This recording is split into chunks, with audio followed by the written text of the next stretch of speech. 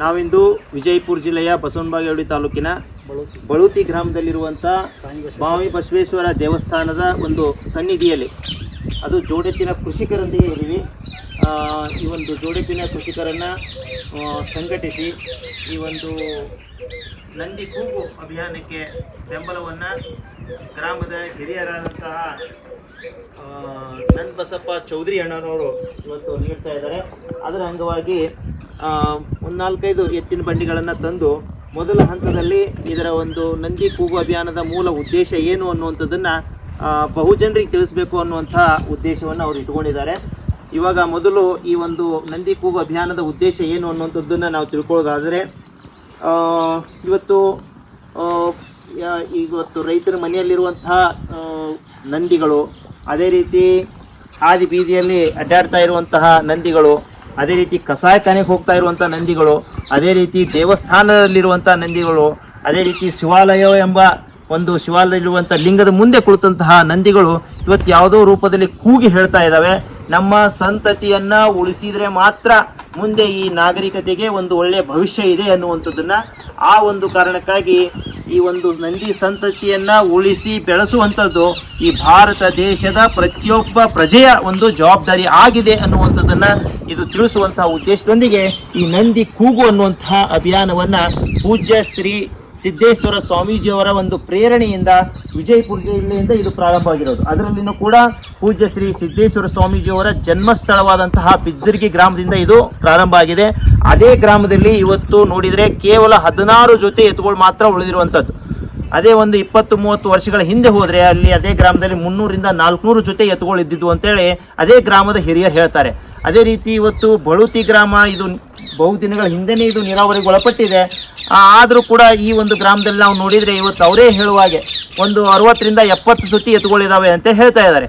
ಅದೇ ಒಂದು 20 ವರ್ಷಗಳ ಎಷ್ಟಿದ್ದು ಏನಾರ ತಮ್ಮೂರಾಗ ಅದು ಮಾಸ ನಿಮ್ಮೂರಾಗ ಒಂದು 200-300 ಜೋಡಿ ಎತ್ತುಗಳಾದ್ರೂ ಇರಲೇಬೇಕಲ್ಲಿ. ಯಾಕಪ್ಪ ಅಂತಂದರೆ ಈ ಥರ ತೀವ್ರಗತಿಯಲ್ಲಿ ಇದು ಏನಾಗ್ತಾ ಇದೆ, ಈ ನಂದಿ ಸಂಪತ್ತು ಪ್ರತಿ ಗ್ರಾಮಗಳಲ್ಲಿನೂ ಕೂಡ ನಶಿಸಿ ಹೋಗ್ತಾ ಇರುವಂಥದ್ದು.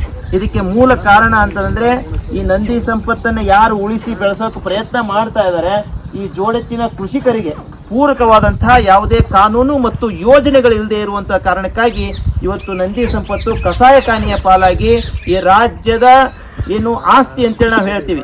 ಈ ಜೋಡೆತ್ತಿನ ಕೃಷಿಕರು ಅಥವಾ ಜೋಡೆತ್ತು ಅಂತಂದರೆ ಈ ರಾಜ್ಯದ ಆಸ್ತಿ, ಈ ದೇಶದ ಆಸ್ತಿ, ಈ ಆಸ್ತಿನೇ ಇವತ್ತು ನಶಿಸಿ ಹೋಯಿತು ಅಂತಂದರೆ ಮುಂದೆ ಒಂದು ಗಂಡಾಂತರವನ್ನು ನಾವು ಎದುರಿಸಬೇಕಾಗ್ತದೆ ಅನ್ನುವಂಥದ್ದು. ಇವತ್ತೇನಾದರೂ ಈ ಭೂಮಿಯನ್ನು ಉಳುವಂಥ ಈ ಬಸವಣ್ಣ ನಾಶ ಆದಂತಂದರೆ ಈ ಭೂಮಿ ಏನಾಗ್ತದೆ, ಮರಳುಗಾಡಾಗಿ ಇವತ್ತು ಪರಿವರ್ತನೆ ಆಗ್ತದೆ ಅನ್ನುವಂಥದ್ದನ್ನು ನಾವು ವೈಜ್ಞಾನಿಕವಾಗಿ ಹೇಳಬೇಕಾಗ್ತದೆ ಅಂತ. ಇವತ್ತು ವಿಜಯಪುರ ಜಿಲ್ಲೆಯಲ್ಲಿ ಈ ಒಂದು ಮಣ್ಣಿನಲ್ಲಿರುವಂತಹ ಒಂದು ಸಾವಯವ ಇಂಗಾಲದ ಪ್ರಮಾಣ ಎಷ್ಟಿದೆ ಅಂತೇಳಿ ನಾವು ಗಣನೆಗೆ ತೆಗೆದುಕೊಂಡ್ರೆ ಕೇವಲ 0.2% ಇರೋದು. ಇನ್ನೂ ಸರಳವಾಗಿ ನಿಮಗೆ ಹೇಳೋದಾದ್ರೆ ಒಂದು 100 kg ನೀವು ಮಣ್ಣನ್ನು ತೆಗೆದುಕೊಂಡ್ರೆ 200 ಗ್ರಾಮ್ ಮಾತ್ರ ಇದೆ. ಆದರೆ ವಿಜ್ಞಾನಿಗಳು ಹೇಳ್ತಾರೆ ಇದೇ ಎಷ್ಟಿರಬೇಕು ಅಂತಂದ್ರೆ ಕನಿಷ್ಠ ಒಂದು 100 kg ನಾವು ಮಣ್ಣನ್ನು ತೆಗೆದುಕೊಂಡ್ರೆ 1 kg-ಯಿಂದ 2 kg ಮಣ್ಣಾದರೂ ಇರಬೇಕು. ಅಂದರೆ 1-2% ಆದರೂ, ಹಂಗೆ ನೋಡಿದರೆ 3-6% ಅಂತ ಹೇಳ್ತಾರೆ. 1-2% ಆದರೂ ಕೂಡ ಏನಾಗಬೇಕಾಗತ್ತೆ, ಇದು ಸಾವಯವ ಇಂಗಾಲ ಪ್ರಮಾಣ ಈ ಒಂದು ಮಣ್ಣಿನಲ್ಲಿ ಇರಬೇಕಾಗ್ತದೆ. ಆದರೆ ಇವತ್ತಿನ ದಿವಸ ಇದು ಮಣ್ಣನ್ನು ನಾವು ಚೆಕ್ ಮಾಡಿ ನೋಡಿದರೆ ಕೇವಲ 0.2% ಇದೆ. ಅಂದರೆ 100 kg ಮಣ್ಣನ್ನು ತೆಗೆದುಕೊಂಡು ಬಂದರೆ ಕೇವಲ 200 ಗ್ರಾಮ್ ಮಾತ್ರ ಈ ದನಕರಗಳ ಒಂದು ತಪ್ಪಲ ಆಗಿರ್ಬೋದು ಅಥವಾ ಈ ಒಂದು ದನಕರಗಳ ಒಂದು ಸಗಣಿ ಆಗಿರ್ಬೋದು, ಗಿಡವಲ ಎಷ್ಟಿದೆ 200 ಗ್ರಾಮ್ ಇದೆ ಅನ್ನುವಂಥದ್ದು. 200-300 ಗ್ರಾಮ್ ಇರೋದು. ಹಾಗಾಗಿ ಇದ್ರದ್ದು ಒಂದು ಪ್ರಮಾಣ ಹೆಚ್ಚಿಗೆ ಆಗಬೇಕು, ಭೂಮಿದು ಸಾವಯವ ಇಂಗಾಲ ಪ್ರಮಾಣ ಅಂತಂದ್ರೆ ಇದನ್ನ ಜೋಡೆತ್ತಿನ ಆಧಾರಿತವಾಗಿ ಕೃಷಿ ಮಾಡುವಂತ ನಿಟ್ಟಿನಲ್ಲಿ ನಾವು ಏನ್ ಮಾಡ್ಬೇಕಾಗುತ್ತೆ, ಒಂದು ಯಾರು ಪ್ರಯತ್ನ ಮಾಡ್ತಾರೆ ನೀಡುವಂತ ಯೋಜನೆ ಮತ್ತು ಕಾನೂನನ್ನ ಜಾರಿಗೆ ತರಲೇಬೇಕು. ಅದು ಅನಿವಾರ್ಯತೆ ಇವತ್ತು ಬಂದು ಒದಗಿದೆ. ಇವತ್ತು ಯಾವುದೋ ರೂಪದಲ್ಲಿ ಏನಾಗಿದೆ, ಈ ವಿಷಯದ ಬಗ್ಗೆ ಒಂದು ಲಕ್ಷ್ಯ ಏನಾಗಿದೆ ದೂರ ಆಗಿರುವಂಥದ್ದು, ನಿರ್ಲಕ್ಷ್ಯಕ್ಕೊಳಪಟ್ಟಿರುವಂಥ ಒಂದು ಕ್ಷೇತ್ರ ಆಗಿರುವಂಥದ್ದು. ಇವತ್ತು ಯಾರ ಮ್ಯಾಗೂ ನಾವು ಅಪವಾದವನ್ನು ಹೊರಿಸ್ತಾ ಇಲ್ಲ, ಇದು ನಿರ್ಲಕ್ಷ್ಯಕ್ಕೊಳಪಟ್ಟಿರೋದು. ನಮಗೂ ಗೊತ್ತಿರಲಿಲ್ಲ. ಇವತ್ತು ನಾವು ಕೃಷಿ ಪದವೀಧರಿದ್ದೀವಿ. ಯಾವಾಗ ನಾವು ಪೂಜ್ಯ ಶ್ರೀ ಸಿದ್ದೇಶ್ವರ ಅಪ್ಪವ್ರ ಜೊತೆ ಇದ್ರ ಬಗ್ಗೆ ಆಳವಾಗಿ ಚಿಂತನೆಯನ್ನ ಮಾಡಿದ್ರು, ಚರ್ಚೆ ಆಯಿತು, ಅವಾಗಲೇ ನಮಗೆ ತಿಳಿದು ಬಂದದ್ದು ಈ ಜೋಡೆತ್ತಿನ ಕೃಷಿ ಉಳಿದ್ರೆ ಮಾತ್ರ ಏನಾಗ್ತದೆ, ಈ ದೇಶೀಯ ಆಕಳುಗಳು ಉಳಿತಾವೆ ಅನ್ನುವಂಥದ್ದು. ಈಗ ನಾವು ತಮ್ಮ ಗ್ರಾಮಗಳಲ್ಲಿ ಏನಿದೆ, ಏನು ಎಲ್ಲೆಲ್ಲಿ ತಾವು ಜೋಡೆತ್ತು ಕಟ್ಟಿದ್ದೀರಿ ಅದ್ರ ಜೊತೆಯಲ್ಲಿ ಒಂದು ಆಕಳ ಅಂಕರ್ ಕಟ್ಟಿರ್ತೀರಿ. ಇಲ್ಲೇ ಪಕ್ಕದಲ್ಲೇ ನಾನು ನೋಡಿದೆ 2-3 ಆಕಳ ಕಟ್ಟಿದ್ದಾರೆ ಜೋಡಿ. ಹೌದ್ರಿ ಏನಾರ ನಾನು ಹೇಳೋದು ಎಲ್ಲ ಎತ್ತಿನವ್ರು ಇದ್ದವರು ಹೌದಾ. ಮತ್ತು ನೀವು ಕಟ್ಟಿದ್ರು ಕೂಡ ದೇಸಿ ಆಕಳುಗಳದಾವ ಅದ್ರ ಜೋಡಿ. ಹಾಗಾಗಿ ಏನಾಗ್ತದೆ, ದೇಸಿ ಆಕಳು ಉಳಿಬೇಕಾಗಿತ್ತು ಅಂತಂದ್ರೆ ಈ ಜೋಡೆತ್ತಿನ ಕೃಷಿಕರು ಉಳಿಲೇಬೇಕಾಗ್ತದೆ ಅಂತ. ನಾವು ಕೇವಲ ಆಕಳ ಉಳಿಸ್ತೀವಿ ಅಂತ ಹೋಗ್ಬಿಟ್ರೆ ಏನಾಗುತ್ತೆ, ಬರೀ ಹಾಲು ನೋಡ್ತಾನೆ, ಹಾಲು ನೋಡಿ ಏನು ಮಾಡ್ತಾನೆ, ಈ ವಿದೇಶಿ ಆಕಳುಗಳನ್ನು ತರ್ತಾನೆ. ಹೌದ್ರಿ, ಹೆಚ್ಚಿಗೆ ಹಾಲು ಹಿಡ್ತಾವ ಅಂತ ತಿಳ್ಕೊಂಡು ವಿದೇಶಿ ಆಕಳುಗಳು ಬರ್ತಾವೆ. ವಿದೇಶಿ ಆಕಳು ಬಂತು ಅಂತಂದ್ರೆ ನಮ್ಮ ದೇಶಿ ಆಕಳು ಹೋಗ್ತಾವೆ, ಈ ಜೋಡೆತ್ತು ಹೋಗ್ತಾವೆ. ಅದೇ ಕಾರಣಕ್ಕಾಗಿ ನಾವು ಇವತ್ತು ಹೇಳ್ತಾ ಇರೋದು ಏನಂತಂದ್ರೆ, ಈ ಜೋಡೆತ್ತಿನ ಕೃಷಿಕರನ್ನ ನಾವು ಗ್ರಾಮಗಳಲ್ಲಿ ನಾವು ಉಳಿಸೋಕೆ ಪ್ರಯತ್ನ ಪಟ್ಟದ್ದೇ ಆದರೆ ನಮ್ಮ ಈ ದೇಸಿ ಆಕಳುಗಳನ್ನು ಉಳಿಸೋಕೆ ಸಾಧ್ಯತೆ ಇದೆ ಅಂತ.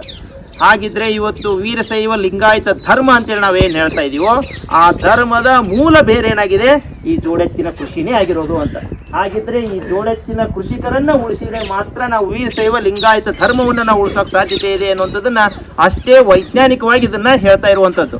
ಹಾಗಿದ್ರೆ ಇವತ್ತು ವೀರಶೈವ ಲಿಂಗಾಯತ ಧರ್ಮದ ಯಾರಾದರೂ ನಾಯಕರು ಅಂತೇಳಿ ಮುಂದೆ ಬರಬೇಕಾಗಿತ್ತು ಅಂದ್ರೆ ಈ ಕೃಷಿಕರನ್ನ ಉಳಿಸೋಕೆ ಅವರು ಪ್ರಯತ್ನ ಮಾಡಲೇಬೇಕು, ಅವ್ರ ಪೂರಕವಾದಂಥ ಯೋಜನೆ ಮತ್ತು ಕಾನೂನನ್ನು ತರಲೇಬೇಕು ಅನ್ನುವಂಥದ್ದು.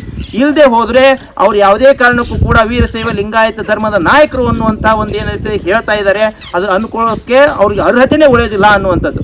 ಇವತ್ತು ಯಾವುದೋ ರೂಪದಲ್ಲಿ ಇವತ್ತೇನಾಗ ಅದೇ ರೀತಿ ಇಂದು ಯಾರು ಹಿಂದೂ ಧರ್ಮದ ನಾಯಕರು ಅಂತೇಳಿ ತಾವು ಹೇಳ್ಕೊಳ್ತಾ ಇದ್ದೀರೋ ಅವ್ರು ಎಲ್ಲರೂ ಕೂಡ ಏನಾಗಬೇಕಾಗಿದೆ, ಈ ನಂದಿ ಸಂಪತ್ತನ್ನು ಉಳಿಸಿ ಬೆಳೆಸ್ಕೊಳ್ಳೋಕ್ಕೆ ಪ್ರಯತ್ನವನ್ನು ಮಾಡಲೇಬೇಕಾಗಿದೆ. ಅಂದಾಗ ಮಾತ್ರ ತಮಗೂ ಕೂಡ ಏನಾಗ್ತದೆ, ಈ ನಾವು ಈ ಹಿಂದೂ ಧರ್ಮದ ನಾಯಕರು ಅನ್ನುವಂಥ ಹೇಳ್ಕೊಳ್ಳುವಂಥ ಅರ್ಹತೆ ಬರ್ತದೆ ಅನ್ನುವಂಥದ್ದನ್ನು ನಾವು ವೈಜ್ಞಾನಿಕ ಒಂದು ಹಿನ್ನೆಲೆಯಲ್ಲಿ ಹೇಳ್ತಾ ಇರುವಂಥದ್ದು. ಏಕೆ ಅಂತಂದರೆ ಮುಖ್ಯವಾಗಿ ಈ ಹಿಂದೂ ಅನ್ನುವಂಥದ್ದು ಸಿಂಧೂ ನದಿ ನಾಗರಿಕತೆಯಿಂದನೇ ಬಂದಿರುವಂಥದ್ದು. ಅಂದರೆ ಸಿಂಧು ಹೋಗಿ ಅದೇ ಹಿಂದೂ ಆಗಿರುವಂಥದ್ದು. ಆ ಕಾರಣಕ್ಕಾಗಿ ಇವತ್ತು ಸಿಂಧೂ ನದಿಯ ನಾಗರಿಕತೆಯ ಒಂದು ಮುದ್ರೆ ಏನಾಗಿತ್ತು ಅಂದರೆ ಅದು ನಂದಿ ಮುದ್ರೆನೇ ಆಗಿರೋದು. ಅದೇ ನಂದಿ ಮುದ್ರೆಯನ್ನು ಉಪಯೋಗ ಮಾಡಿ ಈ ಭಾರತದ ದೇಶದ ಸಂವಿಧಾನವನ್ನು ಕೂಡ ಬರೆಯೋಕ್ಕೆ ಪ್ರಾರಂಭ ಮಾಡಿರುವಂಥದ್ದು. ಆ ಒಂದು ಕಾರಣಕ್ಕಾಗಿ ನಾವು ಇಲ್ಲಿ ಮುಖ್ಯವಾಗಿ ಹೇಳೋದಾದರೆ ಹಿಂದೂ ಧರ್ಮ ಉಳಿಬೇಕಾಗಿತ್ತಂದ್ರೂ ಕೂಡ ನಂದಿಯನ್ನು ಉಳಿಸಲೇಬೇಕು. ಆ ನಿಟ್ಟಿನಲ್ಲಿ ಪ್ರಯತ್ನವನ್ನು ಹಿಂದೂ ನಾಯಕರು ಮಾಡಲೇಬೇಕಾಗಿದೆ ಅನ್ನೋದು. ಅದೇ ರೀತಿ ನಮ್ಮ ಭಾರತ ದೇಶದ ಸಂವಿಧಾನ ಉಳಿಬೇಕು, ಅದೇ ರೀತಿ ಬಾಬಾ ಸಾಹೇಬ್ ಅಂಬೇಡ್ಕರ್ ಅವರು ನೀಡಿದಂಥ ಈ ಸಂವಿಧಾನ ಉಳಿಬೇಕಾಗಿತ್ತಂದ್ರೂ ಕೂಡ ಈ ಒಂದು ನಂದಿ ಸಂಪತ್ತನ್ನು ಉಳಿಸಲೇಬೇಕು. ಹಾಗಿದ್ದರೆ ಇಲ್ಲಿ ಮುಖ್ಯವಾಗಿ ಏನಾಗುತ್ತೆ ಅಂತಂದರೆ ಈ ಭಾರತ ದೇಶದ ಒಂದು ನಾಗರಿಕತೆಯ ಭವಿಷ್ಯನೇ ನಿಂತಿರೋದು ಈ ಜೋಡೆತ್ತಿನ ಕೃಷಿಕರ ಮೇಲೇನೆ ಅನ್ನುವಂಥದ್ದು ಅಷ್ಟೇ ಸ್ಪಷ್ಟ ಮತ್ತು ನಿಖರವಾಗಿ ನಮಗೆ ತಿಳಿತಾ ಇರುವಂಥದ್ದು. ಇವತ್ತು ಇವರಿಗೆ ಪೂರಕವಾದಂಥ ಯಾವುದೇ ಕಾನೂನು ಮತ್ತು ಯೋಜನೆಗಳಿಲ್ಲದೆ ಇರುವಂಥ ಕಾರಣಕ್ಕಾಗಿ ಪ್ರತಿಯೊಂದು ಗ್ರಾಮದಲ್ಲಿರುವಂಥ ಉದ್ಯೋಗ ಸಿಗೋಕ್ಕೆ ಸಾಧ್ಯತೆ ಇದೆ. ಈ ಒಂದು ಜೋಡೆತ್ತಿನ ಕೃಷಿಕರ ಸಂಖ್ಯೆ ಕ್ಷೀಣಿಸ್ತಾ ಇರುವಂಥ ಕಾರಣಕ್ಕಾಗಿ, ಕಡಿಮೆ ಆಗ್ತಾ ಇರುವಂಥ ಕಾರಣಕ್ಕಾಗಿ ಇವತ್ತು ಬಡಿಗೇರು, ಕುಂಬಾರ, ಚೆಮ್ಮಾರ್ ಎಲ್ಲರೂ ಉದ್ಯೋಗವನ್ನು ಕಳ್ಕೊಳ್ತಾ ಇರುವಂಥದ್ದು. ಹಾಗಾಗಿ ಇವತ್ತು ಮುಂದಿನ ದಿನಗಳಲ್ಲಿ ನಾವು ಇದೇ ರೀತಿ ಹೋದ್ವಿ ಅಂತಂದರೆ ಒಂದು ಇವತ್ತು ನಗರಗಳಲ್ಲಿನೂ ಉದ್ಯೋಗ ಇಲ್ಲ, ಗ್ರಾಮಗಳಲ್ಲಿನೂ ಕೂಡ ಉದ್ಯೋಗ ಇಲ್ಲ, ಇಂಥ ಒಂದು ಪರಿಸ್ಥಿತಿ ನಿರ್ಮಾಣ ಆಗ್ತದೆ. ಹಾಗಾಗಿ ಇವತ್ತು ಇವರಿಗೆ ಪೂರಕವಾದಂಥ ಯೋಜನೆ ಮತ್ತು ಕಾನೂನನ್ನು ತರಲೇಬೇಕಾಗಿದೆ. ಈ ನಿಟ್ಟಿನಲ್ಲಿ ನಾವು ಕೃಷಿ ಪದವೀಧರರು, ವಿಜಯಪುರ ಜಿಲ್ಲೆಯ ಕೃಷಿ ಪದವೀಧರರು ಈ ಒಂದು ನಂದಿ ಕೂಗು ಅನ್ನುವಂಥ ಅಭಿಯಾನವನ್ನು ಪ್ರಾರಂಭಿಸಿ ಅದರ ಜೊತೆಯಲ್ಲಿ ಏನು ಮಾಡ್ತಾಯಿದ್ದೀವಿ, ಇನ್ನು ಮುಂದೆ ಯಾರು ಇಂಥ ಕೃಷಿಕರಿಗೆ ಪೂರಕವಾದಂಥ ಕಾನೂನು ಮತ್ತು ಯೋಜನೆಯನ್ನು ತರ್ತೀವಿ ಅಂತೇಳಿ ಒಂದು ಸ್ಪಷ್ಟತೆಯನ್ನು ನೀಡ್ತಾರೋ ಅವ್ರಿಗೆ ಮಾತ್ರ ನಾವು ಮತ ನೀಡುವಂಥ ಸಂಕಲ್ಪವನ್ನು ನಾವು ಮಾಡಿರುವಂಥದ್ದು. ತಾವು ಏನಾದರೂ ಈ ನಿಟ್ಟಿನಲ್ಲಿ ಯಾರೂ ಕೂಡ ಒಂದು ಪ್ರಯತ್ನ ಮಾಡದೆ ಹೋದರೆ ನಾವು ನೋಟಾಕ್ ಮತ ಹಾಕ್ತೀವಿ ಅಂತ ನಾವು ಹೇಳೋದು ಬರೋಬ್ಬರಿ ಇದ್ರಿ. ಜೋಡೆತ್ತಿನ ರೈತರು ಒಪ್ತೀರಿ ಅಲ್ಲ? ಹಾಗಿದ್ರೆ ಇವತ್ತು ಕೃಷಿ ಪದವೀಧರ ಅಂದರೆ ನೀವು ಜೋಡೆತ್ತು ಕಟ್ಟಿದಂಥ ರೈತರು ನೀವು ತಗೊಳ್ಳೇಬೇಕಾಗುತ್ತೆ. ಹೌದಾ? ಇನ್ನು ಮುಂದೆ ಯಾರು ತಮಗೆ ಪೂರಕವಾದಂಥ ಯೋಜನೆ ಮತ್ತು ಕಾನೂನನ್ನು ತರ್ತೀನಿ ಅಂತಾರೋ ಅವರಿಗೇನೆ ನಾವು ಮತ ನೀಡೋದು. ಅದು ಪಕ್ಷ ಯಾವುದಾದ್ರೂ ಆಗಿರ್ಬೋದು, ಅದು ನಮಗೆ ಸಂಬಂಧ ಇಲ್ಲ. ಹೌದ್ರಿ, ನಾನು ಹೇಳ್ತಾ ಇರೋದು ನಿಮಗೆ ಪೂರಕವಾದಂಥ ಕಾನೂನು. ನಾವು ರಾಜ್ಯ ಸರ್ಕಾರಕ್ಕೆ ಕೇಳ್ಕೊಂಡಿರೋದು, ನೀವು ಜೋಡೆತ್ತಿನ ಕೃಷಿಕರಿಗೆ ಪ್ರತಿ ತಿಂಗಳು 11,000 ರೂಪಾಯಿ ಪ್ರೋತ್ಸಾಹನ ಕೊಡಂಗಾಗಬೇಕು ಅಂತ. ಪ್ರತಿ ತಿಂಗಳು 11,000 ರೂಪಾಯಿ ಕೊಡಂಗಾಗಬೇಕು. ಅದರ ಜೊತೆಯಲ್ಲಿ ಮುಂದಿನ 10 ವರ್ಷಗಳವರೆಗೆ 10% ಬಜೆಟನ್ನು ನಿಮಗಾಗಿ ಮೀಸಲಿಡಬೇಕು ಅಂತ, ರೈತರಿಗಾಗಿ. ಈ ರೀತಿ ಒಂದು ಬಜೆಟನ್ನು ಮೀಸಲಿಟ್ಟಿದ್ದೇ ಆದರೆ ನಾವು ಕೃಷಿಕರನ್ನು ಉಳಿಸೋಕೆ ಸಾಧ್ಯತೆ ಇದೆ ಅಂತ. ನಾವು ಇಂಥ ಕೃಷಿಕರನ್ನು ಉಳಿಸದೆ ಹೋದರೆ ಮುಂದಾಗುವಂಥ ಅನಾಹುತ ನಿಮಗೆ ಸ್ವಲ್ಪ ಹೇಳೋದಾದರೆ, ನಿಮ್ಮ ಕೃಷಿಗೆ ಇಂಥ ಒಂದು ಕೃಷಿಕರನ್ನು ಅವಲಂಬಿತವಾದಂಥ ಈ ಒಂದು ಸಕ್ಕರೆ ಕಾರ್ಖಾನೆಗಳು ಅವಕ್ಕೆ ಭವಿಷ್ಯನೇ ಇಲ್ಲ ಅಂತ, ಅಂದರೆ ಕೆಲವೇ ದಿನಗಳಲ್ಲಿ ಮುಚ್ಚುವಂಥ ಪರಿಸ್ಥಿತಿ ಹೌದಾ? ಅದೇ ರೀತಿ ಆಗಿರ್ಬೋದು, ಈ ಥರ ಏನೆಲ್ಲ ಇವು APMC ಆಗಿರ್ಬೋದು, ಅದೇ ರೀತಿ ಇನ್ನೂ ಅನೇಕ ರೀತಿ ಏನದಾವೆ ಕೃಷಿ ಅವಲಂಬಿತ ಉದ್ದಿಮೆಗಳು ಎಲ್ಲವೂ ಕೂಡ ನಿಲ್ತವೆ ಅಂತ. ಹಾಗಾಗಿ ನಾವು ಎಲ್ಲ ಉದ್ದಿಮೆದಾರರಲ್ಲಿನೂ ಕೂಡ ಇವತ್ತು ಮನವಿ ಮಾಡ್ಕೊಳ್ತಾ ಇದ್ದೀವಿ. ಇವತ್ತು ಕೇವಲ ಇದು ಜನಜಾಗೃತಿ ಮೂಡಿಸುವಂಥದ್ದು ಕೇವಲ ಇದು ನಮ್ಮ ಕೆಲಸ ಅಲ್ಲ. ಹಾಗಾಗಿ ತಾವೆಲ್ಲ ಉದ್ದಿಮೆದಾರರು ಎಲ್ಲೆಲ್ಲೋ ದುಡ್ಡನ್ನು ಹಣವನ್ನು ವಿನಿಯೋಗ ಮಾಡ್ತಾ ಇರ್ತದೆ. ಹಾಗಾಗಿ ಇಂಥ ಕೃಷಿಕರನ್ನು ಉಳಿಸುವ ನಿಟ್ಟಿನಲ್ಲಿ ಜನಜಾಗೃತಿ ಮೂಡಿಸೋಕೆ ಹಣವನ್ನು ವಿನಿಯೋಗ ಮಾಡಿ ಅದನ್ನೇನಾದರೂ ಉಳಿಸೋ ಪ್ರಯತ್ನ ಪಟ್ಟಿದ್ದೇ ಆಯಿತು ಅಂತಂದರೆ ತಮ್ಮ ಒಂದು ಉದ್ದಿಮೆಗಳೇ ಉಳಿತಾವೆ ಅನ್ನುವಂಥದ್ದು. ಇಲ್ಲದೆ ಹೋದರೆ ಇವತ್ತು ರೈತರೂ ಹಾಳಾಗ್ತದೆ. ಕೃಷಿ ಅವಲಂಬಿತ ಉದ್ದಿಮೆಗಳಾದಂತಹ ಈ ಶುಗರ್ ಕೇನ್ ಫ್ಯಾಕ್ಟ್ರಿ ಆಗಿರ್ಬೋದು, ದಾಲ್ ಮಿಲ್ಸ್ ಆಗಿರ್ಬೋದು, ರೈಸ್ ಮಿಲ್ಸ್ ಆಗಿರ್ಬೋದು, ಅವರೆಲ್ಲರೂ ಕೂಡ ದಯವಿಟ್ಟು ಅದರ ಓನರ್ಗಳು ಇದ್ರ ಬಗ್ಗೆ ಚಿಂತನೆಯನ್ನು ಮಾಡಬೇಕು. ಜಗತ್ತಿನ ಯಾವುದೇ ವಿಶ್ವವಿದ್ಯಾಲಯದ ವಿಜ್ಞಾನಿಗಳನ್ನು ನೀವು ಕರೆಸಿ ಇದ್ರ ಬಗ್ಗೆ ಚಿಂತನೆ ಮಾಡಿದರೂ ಕೂಡ ಖಂಡಿತವಾಗಿಯೂ ಕೂಡ ಈ ಒಂದು ಎಲ್ಲ ಉದ್ದಿಮೆಗಳ ಭವಿಷ್ಯ ಈ ಜೋಡೆತ್ತಿನ ಕೃಷಿಕರ ಮೇಲೇ ನಿಂತಿದೆ ಅನ್ನುವಂಥದ್ದನ್ನು ಅವರು ಸ್ಪಷ್ಟಪಡಿಸ್ತಾರೆ. ಯಾಕಂದರೆ ಈ ನಿಟ್ಟಿನಲ್ಲಿ ಅಧ್ಯಯನಗಳು, ಸಂಶೋಧನೆಗಳು ಆಗದೇ ಇರುವಂಥ ಕಾರಣಕ್ಕಾಗಿ ಇದು ಸಂಪೂರ್ಣವಾಗಿ ಇವತ್ತು ನಿರ್ಲಕ್ಷ್ಯಕ್ಕೊಳಪಟ್ಟಿರುವಂಥದ್ದು. ನಾವು ಕೃಷಿ ವಿಶ್ವವಿದ್ಯಾಲಯದಲ್ಲೇ ಓದಿರುವಂಥದ್ದು, 20 ವರ್ಷಗಳ ಹಿಂದನೇ ಓದಿರೋದು. ಆವಾಗನೇ ಈ ಜೋಡೆತ್ತಿನ ಕೃಷಿಕರ ಬಗ್ಗೆ ಹೆಚ್ಚಿನ ಮಾಹಿತಿ ಇಲ್ಲ ಅಲ್ಲಿ. ಹಾಗಿದ್ರೆ ಇವತ್ತು ಯಾವ ಹಂತಕ್ಕೆ ನಾವು ಬಂದಿದ್ದೀವಿ ಅನ್ನೋಂಥ ನಾವು ಹೇಳೋಕ್ಕೂ ಆಗೋದಿಲ್ಲ. ಆ ಕಾರಣಕ್ಕಾಗಿ ಇವ್ರ ಕುರಿತು ಒಂದು ಕೃಷಿ ವಿಶ್ವವಿದ್ಯಾಲಯಗಳಲ್ಲಿ ಸೂಕ್ತವಾದಂಥ ಅಧ್ಯಯನಗಳು ಕೂಡ ಆಗಬೇಕಾಗಿದೆ. ಇದ್ರ ಕುರಿತು ಮುಂದೆ ಒಂದು ಬೋಧನೆಯಲ್ಲಿನೂ ಕೂಡ ಹೆಚ್ಚಿನ ವಿಷಯವನ್ನು ಇದನ್ನು ಅಳವಡಿಕೆ ಮಾಡುವಂಥ ಒಂದು ಅವಶ್ಯಕತೆ ಇದೆ ಎನ್ನುವಂಥ ಒಂದು ಮಾತನ್ನು ಹೇಳ್ತಾ, ಹಾಗಾಗಿ ನಾವು ಇವತ್ತು ತಮಗೀಗಾಗಲೇ ಹೇಳಿದಾಗೆ ನಾವು ಸಂಕಲ್ಪ ಮಾಡ್ತಾ ಇರೋದೇನು, ನಿಮಗೆ ಜೋಡೆತ್ತಿನ ಕೃಷಿಕರಿಗೆ ಯಾರು ಪೂರಕವಾದಂಥ ಕಾನೂನು ಯೋಜನೆ ತರ್ತಾರೋ ಅವರಿಗೆ ನಾವು ಮತ ನೀಡ್ತೀವಿ ಅನ್ನುವಂಥದ್ದು. ಹಾಗಾಗಿ ಇವತ್ತು ಪ್ರತಿಯೊಂದು ಗ್ರಾಮಗಳಲ್ಲಿರುವಂಥ ನಾವು ಏನು ಮೊದಲು ಜೋಡೆತ್ತಿನ ಕೃಷಿಕರಿಗೆ ಮತ್ತು ಇತರ ಎಲ್ಲ ಗ್ರಾಮಸ್ಥರಿಗೂ ಕೂಡ ಇದನ್ನು ಸಂಕಲ್ಪ ಮಾಡೋಕ್ಕೆ ಹೇಳ್ತಾ ಇರುವಂಥದ್ದು. ಇನ್ನು ಮುಂದಿನ ದಿನಗಳಲ್ಲಿ ನಮ್ಮ ಮೊದಲ ಆದ್ಯತೆ ಏನಪ್ಪ ಅಂತಂದರೆ, ಯಾರು ಈ ಒಂದು ನಂದಿಗೆ ಪೂರಕವಾದಂಥ ಯೋಜನೆ ಕಾನೂನು ತರ್ತಾರೋ ಅವರಿಗೆ ನಾವು ಮತ ನೀಡ್ತೀವಿ ಅಂತ. ಹಾಗಾಗಿ ಇವತ್ತು ನಾವೇನು ಮಾಡೋಣ, ಸಾಮೂಹಿಕವಾಗಿ ಒಂದು ಸಂಕಲ್ಪವನ್ನು ನಾವು ಮಾಡೋಣಂತೆ. ಏನು ಚಿತ್ರ ಇದೆ, ಇದು ಸಿಂಧೂ ನದಿ ನಾಗರಿಕತೆಯ ಒಂದು ನಂದಿ ಮುದ್ರೆ. ಈ ನಂದಿ ಮುದ್ರೆಯನ್ನು ಬಳಸಿ ಏನು ಮಾಡಿದ್ದಾರೆ, ನಮ್ಮ ಭಾರತ ದೇಶದ ಸಂವಿಧಾನವನ್ನು ಭಾಗ 1 ಇದನ್ನು ಬರೆಯೋಕ್ಕೆ ಪ್ರಾರಂಭ ಮಾಡಿರುವಂಥದ್ದು. ಹಾಗಾಗಿ ಭಾರತ ದೇಶದ ಸಂವಿಧಾನವನ್ನು ಉಳಿಸೋಕೆ ನಾವೆಲ್ಲರೂ ಕೂಡ ಇವತ್ತು ಒಗ್ಗೂಡಿದ್ದೀವಿ ಅಂತೇಳಿ ಅರ್ಥ. ನಿಜವಾಗಿ ಸಂವಿಧಾನ ಉಳಿಸುವಂಥ ನಿಟ್ಟಿನಲ್ಲಿ ಕೆಲಸ ಮಾಡುವಂಥವ್ರು ಮುಂಚೂಣಿಯಲ್ಲಿರುವಂಥವ್ರು ಯಾರಪ್ಪ ಅಂದರೆ ನೀವೇ. ಯಾರೆಲ್ಲ ನೀವು ಜೋಡೆತ್ತು ಕಟ್ಟಿರಲ್ರಿ, ನೀವೇ ಇರುವಂಥದ್ದು. ಭಾರತ ದೇಶದ ಸಂವಿಧಾನ ಉಳಿಬೇಕಂದ್ರೆ ನಿಮ್ಮ ಸಂಖ್ಯೆ ಹೆಚ್ಚಿಗೆ ಆಗಬೇಕು. ಹಾಗಾಗಿ ಇವತ್ತು ಆಳುವ ನಾಯಕರು ಯಾರೇ ಇರಲಿ ಅವ್ರದ್ದು ಜವಾಬ್ದಾರಿ ಅದ. ಅದಕ್ಕೆ ನಾವೇನು ಮಾಡ್ತೀವಿ, ನಿಮಗೆ ಪೂರಕವಾಗಿ ನಾವು ಇರ್ತೀವಿ, ನಾವು ಮತ ನಿಮಗೆ ನೀಡ್ತೀವಿ ಅನ್ನುವಂಥ ಒಂದು ನಿಟ್ಟಿನಲ್ಲಿ ಇವತ್ತು ಸಂಕಲ್ಪವನ್ನು ಮಾಡೋಣಂತೆ. ಅದಕ್ಕಿಂತ ಮುಂಚೆ ಗ್ರಾಮದ ಹಿರಿಯರಾದಂಥ ನಂದಬಸಪ್ಪ ಚೌಧರಿ ಅಣ್ಣವರು ಈ ಸದ್ನ ಏನೆಲ್ಲ ವಿಷಯಗಳನ್ನು ಹಂಚ್ಕೊಂಡಿದ್ದೀನಿ ಅದರ ಕುರಿತು ಎರಡು ಮಾತುಗಳಲ್ಲಿ ಅವ್ರು ಹೇಳ್ತಾರೆ. ಯಾಕಂದರೆ ನಾವು ಶ್ರೀಶೈಲ ಮಲ್ಲಯ್ಯನ ಸನ್ನಿಧಾನದಲ್ಲಿನೇ ಈ ಮಾತನ್ನು ಅವ್ರ ಜೋಡಿ ಪ್ರಾರಂಭ ಮಾಡಿರೋದು. ಅದು ಕೂಡ ಶ್ರೀಶೈಲ ಜಗದ್ಗುರುಗಳ ಒಂದು ದಿವ್ಯ ಸಾನ್ನಿಧ್ಯದಲ್ಲಿ ಈ ವಿಚಾರ ಪ್ರಾರಂಭ ಆಗಿರೋದು. ಇವತ್ತು ನಾವು ಅವ್ರ ಜೋಡಿ ಕೂಡಿ ಮುಂದಿನ ಹಂತದಲ್ಲಿ ಇದನ್ನು ಸಂಘಟನೆ ಮಾಡಬೇಕು ಅನ್ನುವಂಥ ನಿಟ್ಟಿನಲ್ಲಿ ಕಾರ್ಯಕ್ರಮವನ್ನು ಇಲ್ಲಿ ಆಯೋಜನೆಯನ್ನು ಮಾಡಿರುವಂಥದ್ದಿದೆ. ದಯವಿಟ್ಟು ಅನ್ನೋದು ಆಗಿರ್ತಕ್ಕಂಥ ಶ್ರೀಶೈಲ ಮಲ್ಲಿಕಾರ್ಜುನ ಬ್ರಹ್ಮರಾಂಬೆಯನ್ನು ಮನದಲ್ಲಿ ಸ್ಮರಿಸಿಕೊಂಡು ನನ್ನೂರಿನ ಆರಾಧ್ಯ ದೇವನ ಸ್ವಾಮಿ ಬಸವನ ಪವಿತ್ರ ಸ್ಥಾನದಲ್ಲಿ ನಿಂತ್ಕೊಂಡು ಇವತ್ತು ನಮ್ಮೂರಿನ ಬರೀ ಒಂದು 10 ನಿಮಿಷದಲ್ಲಿ ಒಂದು 4-5 ರೈತರಿಗೆ ಫೋನ್ ಮಾಡಿದಾಗ ತಮ್ಮ ಕೆಲಸವನ್ನು ಬದಿಗೊಟ್ಟು ಈ ನಂದಿ ಕೂಗು ಅನ್ನುವಂಥ ಒಂದು ಯಾತ್ರೆಗೆ ಅವರೆಲ್ಲ ಬಂದು ಕೈ ಜೋಡಿದ್ದಾರೆ. ಮುಂದಿನ ದಿನಮಾನದಲ್ಲಿ ಈಗ ಕೃಷಿಯನ್ನು ಯಾಕೆ ಮಾಡಬೇಕು, ನಂದಿಯನ್ನು ಯಾಕೆ ಕಟ್ಟಬೇಕು ಅನ್ನುವಂಥದ್ದು ಹರಪ್ಪ ಮಂಜುದಾರ ಸಂಸ್ಕೃತಿಯಿಂದ ಹಿಡಿದು ಸಿಂಧೂ ನದಿಯ ದಂಡೆ ಮೇಲೆ ಈ ಕಡೆ ಏನಿದೆ ಎಲ್ಲರೂ ನಾವು ಹಿಂದೂಗಳು ಅನ್ನುವಂಥದ್ದು ಒಂದು ಸಂಕೇತವನ್ನು ಇದೇ ಮುದ್ರೆಯನ್ನು ಇಟ್ಕೊಂಡು ಅವತ್ತು ಸಂವಿಧಾನ ಚಾಲೂ ಮಾಡಿದರು. ಅದನ್ನು ಅನ್ನಾರು ಆಗಿನ ಹಿಂದಿನ ಫೋಟೋ ತೆಗೆದು ಸುಮಾರು 6-7 ಸಾವಿರ ವರ್ಷಗಳ ಹಿಂದಿನ ಫೋಟೋವನ್ನು ತೆಗೆದು ಇದನ್ನು ಈಗ ನಮಗೆಲ್ಲ ತೋರ್ಸಕತ್ತಾರೆ ಭಾಗ 1 ಅಂಥೇಳಿ. ಅದಕ್ಕೆ ಕೋಡ್ ಇದ್ದವನ ಮನೆಯಾಗ ಕೇಡಿಲ್ಲ ಅಂತ. ಯಾವನ ಮನೆಯಾಗ ನೀವು ಎತ್ತಿನ ಕೋಡ ಮುಂಜಾನೆದ್ದು ನೋಡ್ತೀರಿ, ನಿಮ್ಮ ಮನೆತನಕ್ಕೆ ಎಂದೂ ಬಡತನ ಬರೋದಿಲ್ಲ ಅನ್ನುವಂಥ ಹಿರಿಯರ ಶತಸಿದ್ಧ ಒಂದು ಮಾತೈತಿ. ಅದಕ್ಕೆ ದಯಮಾಡಿ ತಾವೆಲ್ಲರೂ ಕೃಷಿಕರಾಗೋಣ. ಮಕ್ಕಳಿಗೆ ಸಹಿತ ಪ್ರತಿಯೊಬ್ಬರ ಮನೆಯಲ್ಲಿ ಏನೇನೋ ಶಾಲೆ ಕಲಿಸ್ರಿ, ಆದರೆ ಪ್ರತಿಯೊಬ್ಬ ಮನೆಗೆ ಒಬ್ಬ BSc MSc ಅಗ್ರಿ ಮಾಡಿದರೆ ಸಹಿತ ಹೊಲಕ್ಕೆ ಹೋಗುವಂಥ ಅದನ್ನು ಕಲಿಸ್ರಿ. ಒಂದು ಗ್ರಾಮ ಮಣ್ಣಿನಲ್ಲಿ ನಿಮಗೆಲ್ಲ ಸಾವಯವ ಪದ್ಧತಿಯಲ್ಲಿ ಹೇಳಿದಾಗ ಬಸವಣ್ಣನ ಗಂಜಲ ಮತ್ತು ಸೆಗಣಿಯನ್ನು ಹಾಕಿ ಪರೀಕ್ಷೆ ಮಾಡಿದ್ರೆ ಒಂದು ಬ್ಯಾರಲ್ನ ಮೊಸರು ಇತ್ತು ಅಂದ್ರೆ ನಮ್ಮ ಮನೆಯಾಗ ಹಾಲಿತ್ತು ಅಂದ್ರೆ ಅದಕ್ಕೆ ಒಂದು ಹೆಪ್ಪು ಹಾಕಬೇಕಾದ್ರೆ ಒಂದು ಕಡ್ಡಿಲಿ ಹೆಪ್ಪು ಹಾಕಿದ್ರೆ ಮೊಸರು ಹಾಕಿದ್ರೆ ಹೆಪ್ಪಾಕೈತಿ, ಅದೆಲ್ಲ ಅದು ಬ್ಯಾಕ್ಟೀರಿಯಾಗಳು ತುಂಬ್ತವೆ. ಹಂಗೆ ಒಂದು ಗ್ರಾಮ ಮನೆಯಲ್ಲಿ 2 ಕೋಟಿ ಜೀವರಾಶಿಗಳದಾವಂಥ ವಿಜ್ಞಾನಿಗಳು ಹೇಳ್ತಾರೆ. ನಾನೊಬ್ಬ ಕರ್ನಾಟಕ ರಾಜ್ಯದ ಕೃಷಿ ಪಂಡಿತನಾಗಿ ಬೇರೆ ಬೇರೆ ದೇಶದಲ್ಲಿ ನಾನು ಮೋದಿಯವರು ಸಹಿತ ಈ ವಿಷಯವನ್ನು 2013ರಲ್ಲಿ ಅವರು ಮುಖ್ಯಮಂತ್ರಿಗಳಿದ್ರು, ಇನ್ನೂ ಪ್ರಧಾನಿ ಆಗಿದ್ದಿಲ್ಲ. ಆ ಟೈಮ್ದಲ್ಲಿ ನಾನು ಹೋಗಿ ಅವ್ರ ಜೊತೆ ಈ ವಿಷಯವನ್ನು ಹಂಚ್ಕೊಂಡು, ಬಿಜಾಪುರ ಜಿಲ್ಲೆಯಿಂದ 4 ಮಂದಿ ಹೋಗಿದ್ದೇವೆ ನಾವು. ಹೋದಾಗ ಈ ವಿಷಯವನ್ನು ಹಂಚ್ಕೊಂಡ್ವಿ. ಗುಜರಾತ್ಗೆ ಹೋಗ್ಯೇವಿ, ದಿಲ್ಲಿಗೆ ಹೋಗಿವು, ಬೇರೆ ಬೇರೆ ಚೀನಾ, ಬೀಜಿಂಗ್, ಶಾಂಘಾಯ್ ಆ ಕಡೆನೂ ಹೋಗಿ ಈ ಕೃಷಿ ಬಗ್ಗೆ ಅಧ್ಯಯನ ಮಾಡಿದಾಗ ನಮ್ಗಿಂತ ಕೆಲವೊಂದು ಕಡೆ ಮುಂಚೂಣಿ ಎಲ್ಲರ ಒಕ್ಕಲ್ತನ ಇದ್ರೆ ಮಾತ್ರ ಬದುಕುಳಿತೈತಿ. ಈಗ ಟ್ಯಾಕ್ಟರ್ ಕಟ್ಟಿದೇವು ಅಂದರೆ ಟ್ಯಾಕ್ಟರ್ ಗಂಜಲನೂ ಹಾಕೋದಿಲ್ಲ, ಅದು ಸಗಣಿನೂ ಹಾಕೋದಿಲ್ಲ. ಆದ್ರೆ ಕಾರ್ಬನ್ ಡೈಆಕ್ಸೈಡ್ ಹೊಡೆದು ನಮ್ಮ ಫಲವತ್ತತೆಯನ್ನು ಹಾಳು ಮಾಡ್ತೈತಿ, ನಮ್ಮ ಪರಿಸರವನ್ನು ಹಾಳು ಮಾಡ್ತೈತಿ. ಎಲ್ಲಿ ಬಸವಣ್ಣ ಪಾದ ಇಟ್ನು ಅಂದ್ರೆ ಆ ಭೂಮಿ ಫಲವತ್ತತೆ ಆಕತಿ.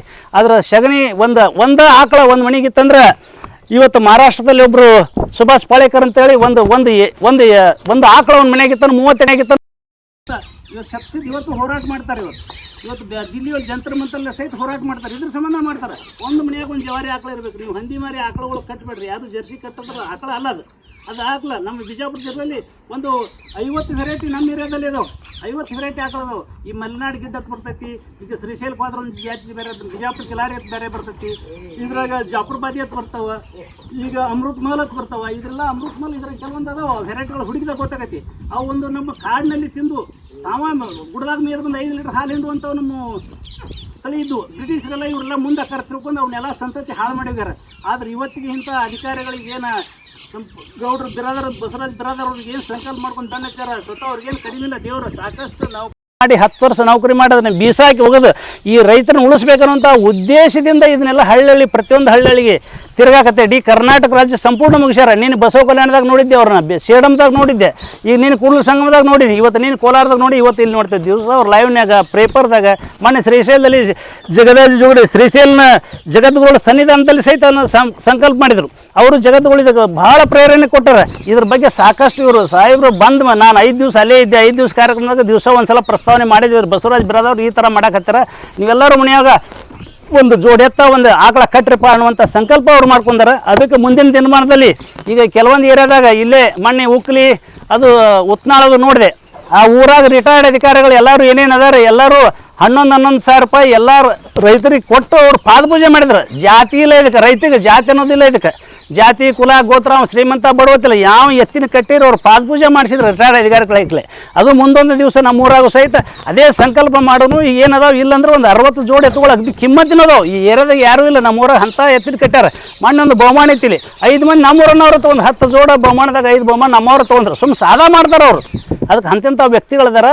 ನಂದಿ ಬಗ್ಗೆ ಸಾಕಷ್ಟು ವಿಚಾರವಾದಿಗಳದಾರ. ಅವ್ರು ಮೇಸಾಗಿ ಯಾವ ರೀತಿ ಮೇಯಿಸ್ಬೇಕನ್ನೋ ಒಂದು ತಮ್ಮ ಮಕ್ಕಳಿಗಿಂತ ಹೆಚ್ಚಿಗೆ ಅವನ್ನ ಸಂರಕ್ಷಣೆ ಮಾಡುವಂಥವ್ರು ಅದಾರ. ಅವ್ರನ್ನ ದುಡ್ಸಾಕೆ ಹೋದಾರ. ಅದಕ್ಕೆ ಅಂಥ ಒಂದು ಸಂಕಲ್ಪ ನಮ್ಮಲ್ಲಿ ಐತಿ. ಅದಕ್ಕೆ ಮುಂದಿನ ದಿನ 100 ಟ್ರ್ಯಾಕ್ಟರ್ ಅದಾವ ಅಂದರೂ ಒಂದು 70-80 ಜೋಡಿ ಎತ್ತುಗಳು ಇವತ್ತು ಸಿಗ್ತಾವೆ ನಮ್ಮಲ್ಲಿ. ಅದು ಒಳ್ಳೆ ಕಿಮ್ಮತ್ತಿನ ಸಿಗ್ತಾವೆ. ಅದಕ್ಕೆ ಮುಂದಿನ ದಿನಮಾನದಲ್ಲಿ ನಾವು ಈ ಊರಾಗ ನನಗೆ ಸಾಧ್ಯತೆ ಸುತ್ತಮುತ್ತ ಹಳ್ಳಿಯಾಗ ಎಲ್ಲರಿಗೆ ರೈತರಿಗೆ ಇದನ್ನು ನಂದಿ ಕೂಗನ್ನ ಪ್ರಚಾರ ಮಾಡಿ ಒಂದು ಸಂಕಲ್ಪ ಮಾಡಿ ಒಂದು ಏರಿಯಾ ಹುಡ್ಕೋಣ, ಇಲ್ಲಾರಾಗಲಿ ಇನ್ನೊಂದು ಕಡೆಯಾರಾಗಲಿ ಅಲ್ಲಿ ಕೂಡಿಸಿ ಆ ರೈತರಿಗೆಲ್ಲ ಇದರ ಅನುಭವವನ್ನು ಮೂಡಿಸಿ ಪ್ರತಿಯೊಬ್ಬರು ಎತ್ತು ಯಾರು ಕಟ್ತೀರಿ ಅವ್ರಿಗೇನು ಪ್ರತಿ ತಿಂಗಳು 11,000 ರೂಪಾಯಿ ಪೆನ್ಷನ್ ನಿಮ್ಗೆ ಬರಬೇಕತಿ. ಮನೆಯಾಗ ಕೂತವ್ರಿಗೆ ಹೆಣ್ಮಕ್ಳಿಗೆ 2,000 ರೂಪಾಯಿ ಕೊಡ್ತಾರೆ, ಕಟ್ಟಿ ಕೂತವ್ರಿಗೆ 2,000 ಕೊಡ್ತಾರೆ. ಆದ್ರೆ ನೀವು ಹೊಲ್ದಾಗ ದುಡಿಯೋರಿಗೆ ನಿಮ್ಮ ಎತ್ತು ಮೇಸೋರಿಗೆ ಯಾರು ಏನು ಕೊಡೋಂಗಿಲ್ಲ. ಬರಗಾಲ ಬಿತ್ತಂದ್ರೆ ಲಾಸ್ ಆಕೈತಿ, ಒಂದು ರೋಗ ಬಿದ್ದರೆ ನಮ್ಮ ಬೆಳೆ ಹಾಳಾಕೈತಿ. ಆದರೂ ಸಹಿತ ಇದ್ರ ಕಟ್ಕೊಂಡೆ ಬಂದಿರಲ್ಲ, ಬೆನ್ನೆಲ್ಬೇಕು ಕಟ್ಕೊಂಡು ಬಂದಿರಿ. ಬಸವಣ್ಣನ ಬಿಟ್ಟಿಲ್ಲ, ಬಸವಣ್ಣ ನಂಬಿದವನು ಎಂದೂ ಕೈ ಬಿಡಂಗಿಲ್ಲ. ಬಸವಣ್ಣ ಅದು ಶತಸಿದ್ಧ. ಹಿಂದೆ ಅನ್ನ ಬಸವಣ್ಣ ಸಹಿತ ಕೃಷಿ ಕಾಯಕ ಮಾಡೋನು ಪಾದನನ್ನು ತೋರ್ಸತ್ತು ಬಸವಣ್ಣವ್ರು ಸಹಿತ ಹೇಳ್ಯಾರ. ಆಗಿನ ಕಾಲದಾಗ ಜಗತ್ತಿನೊಳಗೆ ಎಷ್ಟು 1,86,000 ಕೋಟಿ ಜೀವರಾಶಿಗಳು ಏನು ಅದಾವು, ಇವೆಲ್ಲ ಜೀವರಾಶಿಗಳಿಗೆ ಪರಮಾತ್ಮ ಇಷ್ಟೆಲ್ಲ ಜನ ಹುಡಿಸಿದ್ರು. ಇವರೆಲ್ಲ ಅನ್ನಾವಕಾರಿ ಆಗಂದ್ರೆ ಒಬ್ಬ ರೈತನ ತಯಾರು ಮಾಡೋಣಪ್ಪ ಅಂತ ಹೇಳಿದ್ರು. ಆ ರೈತನ 2ನೇ ದೇವ್ರು ಇವತ್ತು.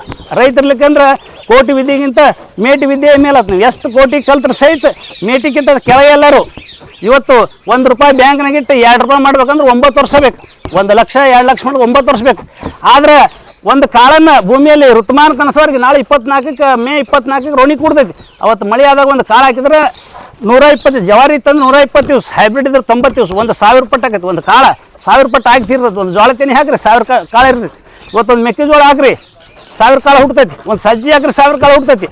ಅದರಲ್ಲಿ ಎಷ್ಟು ಫೇಲ್ ಆದ್ರೆ ಸಹಿತ ರೈತ ಒಟ್ಟ ಅಂಜಂಗಿಲ್ಲ. ಅದಕ್ಕೆ 3 ತಾಳ್ನಾಗ ಒಂದು ತಾಳ ದಾನಕ್ಕೆ ಹೋಗಲಿ, ಒಂದು ತಾಳ ಹಕ್ಕಿ ಪಕ್ಷಿಗಳು ತಿಳಿ, ಒಂದು ತಾಳನ್ಯಾಗ ಬದುಕ್ತೀನಿ ಅಂತ ಶತಸಿದ್ಧ. ಆಗಿನ ಕಾಲದಾಗ ಮೇಟಿ ವಿದ್ಯೆ ಮೇಲ್ ಅಂತ ಹೇಳ್ಯಾರ. ಅಂಥ ಒಂದು ಕೃಷಿಕರು ನಮ್ಮಲ್ಲಿ ಅದಾರ. ಅದು ಸುತ್ತಮುತ್ತ ಹಳ್ಳಿಯಾಗಿ ಇದನ್ನು ಹೆಚ್ಚಿಗೆ ಉತ್ತೇಜನ ಕೊಟ್ಟು ನಮ್ಮ ರೈತರಿಗೆ ಪ್ರತಿಯೊಬ್ಬಗೂ 11,000 ಏನು ಬರ್ತೈತಿ. ಈ ಜಾರ್ಖಂಡ್ ರಾಜ್ಯದೊಳಗೆ ಮಾಡ್ಯಾರ. ವರ್ಷ 30,000 ಕೊಡ್ತಾರೆ ಒಬ್ಬ ರೈತರಿಗೆ. ಎತ್ತು ಕಡಿದ 30,000. ಕೊಟ್ಟೆ ಕೊಡ್ತಾರೆ.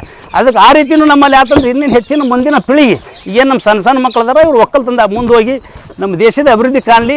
ಈ ನಂದಿ ಕೃಷಿ ಹೋತು ಅಂದ್ರೆ ನಮ್ಮ ಜಗತ್ತು ಉಳಿದೇ ಇಲ್ಲ. ಇದು ಸತ್ಸಿದ್ಧ, ಯಾಕಂದ್ರೆ ಭೂಮಿ ಎಲ್ಲ ವಿಷಕಾರಿ ಆಗೈತಿ. ಇವತ್ತಿನ ಪರಿಸ್ಥಿತಿ ನೋಡಿದ್ರೆ ಪೇಚ್ ನೋಡಿದ್ರೆ ಅದು ಏನೂ ಇಲ್ಲ ಭೂಮಿ ಒಳಗೆ. ಯಾರು ಎತ್ತು ಕಟ್ಟಿರಿ, ತಿಪ್ಪಿ ಗೊಬ್ಬರ ಹಾಕ್ತೀರಿ, ಈ ಮಳ್ಳಿ ಗೊಬ್ಬರ ತಂದು ಸುರಿತೀರಿ, ಯಾರ್ಯಾರು ಏನೇ ಮಾಡ್ತೀರಿ ಅಷ್ಟ ಭೂಮಿ ಫಲವತ್ತೈತಿ. ಉಳಿದೆಲ್ಲ ಜವಳು ಸವಳಾಗಿ ಹೋಗೈತಿ. ಅದಕ್ಕೆ ವಿಷಮುಕ್ತ ಆಹಾರವನ್ನು ಪಡೆದಾಗ ಮಾತ್ರ ನಾವು ಶರೀರ ಬಾಳಿದ್ರೆ ಮೊದಲಿಗೆ ನಮ್ಮ ಅಪ್ಪ ನಮ್ಮ ಮುತ್ತೆ ನಮ್ಮ ಅಪ್ಪನ ಕೈ ಕೊಡಾಗ ಭೂಮಿ ಹೆಂಗಿತ್ತು, ನಮ್ಮ ಅಪ್ಪ ನಮ್ಮ ಕೈ ಕೂಡ ನಾವು ನಮ್ಮ ಮಕ್ಕಳು ಕೂಡ ನಮ್ಮ ಮೊಮ್ಮಕ್ಳ ಕೈ ಹೆಂಗೆ ಕೊಡೋ ಭೂಮಿ ಎಲ್ಲ ಫಲವತ್ತತೆ ಹಾಳಾಗಿ ಹೋಗೈತಿ. ಇವತ್ತು ಯಾರು ಒಕ್ಕಲ್ತನ ಮಾಡ್ತೀರಿ ಅವ್ರ ಜಮೀನು ಉಳಿತೈತಿ. ಮುಂದೊಂದು ದಿನಕ್ಕೆ ಯಾರು ಜಮೀನು 1 ಎಕರೆ ಐತಿ ಅವನಲ್ಲ ಲ್ಯಾಂಡ್ ಲಾರ್ಡ್ ಅಂತಾರೆ. ನೀ 1000 ಕೋಟಿ ಬ್ಯಾಂಕ್ನಾಗ ಇಟ್ಟರೆ ನೀವು ಯಾರೂ ಲ್ಯಾಂಡ್ ಲಾರ್ಡ್ ಇರಂಗಿಲ್ಲ. 2 ಎಕರೆ 1 ಎಕರೆ ಜಮೀನು ಐತೆ ಲ್ಯಾಂಡ್ ಲಾರ್ಡ್ ಏಮತ್ತಾರೆ ಅಂದ್ರೆ ಅಷ್ಟು ಕಿಮ್ಮತ್ತು ಇದಕ್ಕೆ ಬರ್ತೈತಿ. ಇವತ್ತು ನಮ್ಮ ಊರಾಗ ನಾನು ಎದಿತಟ್ಟು ಹೇಳ್ತೀನಿ 50 ಲಕ್ಷಕ್ಕೆ 1 ಎಕರೆ. ಇವತ್ತು ಮಣ್ಣೊಬ್ಬರು 45 ಲಕ್ಷಕ್ಕೆ 1 ಎಕರೆ ಕೇಳಿದೆ, ನಾವು ಕೊಟ್ಟಿಲ್ಲ. ಅವ್ರು ಕೊಡಲ್ರಿ. ಇವತ್ತು ನಮ್ಮ ಏರಿಯಾದಾಗ ಅಷ್ಟು ಡಿಮಾಂಡ್ ಐತಿ. ಇವತ್ತು ಇಲ್ಲಿ ಆಗಲೇ ಬರ ನಿಂತಿದೆ. ಬರೀ 27,000ಕ್ಕೆ 15 ಎಕರೆ ತೊಗೊಂಡಿನ, 27,000ಕ್ಕೆ 15 ಎಕರೆ ತೊಗೊಂಡಿನಿ ನಾ ತೊಗೊಳಗೆ. ಇವತ್ತು ಅದೇ ಜಮೀನು 50 ಲಕ್ಷ ಕೊಟ್ಟು ಕೊಡಂಗಿಲ್ಲ. ಇವತ್ತು ಅಷ್ಟು ಭೂಮಿಗೆ ಬೆಲೆ ಐತಿ. ಇನ್ನು ಮುಂದಿನ ದಿನಮಾನದಲ್ಲಿ 10 ವರ್ಷಕ್ಕೆ ಎಷ್ಟು ಆಗತ್ತೆ ಗೊತ್ತಿಲ್ಲ. ಅದಕ್ಕೆ ಭೂಮಿ ಯಾರು ಕಳ್ಕೊಬೇಡ್ರಿ. ಭೂಮಿ ತಾಯಿಯನ್ನು ಉಳಿಸ್ಕೊಳ್ಳುವಂಥ ಶಕ್ತಿ ಕೆಲಸ ಮಾಡೋಣ. 10 ಎಕರೆದಾಗ ಬೆಳೆದು 1 ಎಕರೆದಾಗ ಬೆಳೆಯುವಂಥ ನಿರ್ಧಾರ ತೊಗೋಬೇಕಂದ್ರೆ ನಾವು ಒಕ್ಕಲ್ತನ ಮಾಡಬೇಕು, ಎತ್ತ ಆಕಳ ಇರಬೇಕು ಅನ್ನೋಂಥದ್ದನ್ನು ಹೇಳಿ ಏನು ನಾವು ಇವ್ರು ಎಲ್ಲೋ ಮಾಡಲಿ ಬಸವರಾಜ್ ಬಿರಾದನವ್ರನ್ನ ಹೇಳಿ ನಾನು ರಿಟೈರ್ಮೆಂಟ್ ತೊಗೊಂಡಿನಿ. ನೀವು ಯಾವಾಗ ಬೇಕಾದಾಗ ಕರ್ರಿ ಬರ್ತೀನಿ, ಸ್ವಂತ ಗಾಡಿ ಇರ್ತೈತಿ. ನೀವು ಬೇಕಾದಲ್ಲಿ ಒಂದು ಏರಿಯಾದಾಗ ಸುತ್ತ ಬೇಕಾದಾಗ ಕರ್ರಿ ಬರ್ತೀನಿ ಅಂತ ಹೇಳೀನಿ. ಮೊನ್ನೆ ಸಿದ್ದೇಶ್ವರ ಅಪ್ಪಾರ ಆಶ್ರಮದೊಳಗೆ ಬಸವಲಿಂಗ ಸ್ವಾಮಿಗಳ ಕಡೆ ಫೋನ್ ಹಚ್ಚಿದ್ರು ಬಸವ ಜಯಂತಿ ದಿವಸ. ಅವತ್ತು ಭಾಳ ಕಾರ್ಯಕ್ರಮ ಇದ್ದು ನಮಗಿಲ್ಲಿ. ಹೀಗಾಗಿ ನಾನು ಬರೋಕ್ಕಾಗಲಿಲ್ಲ.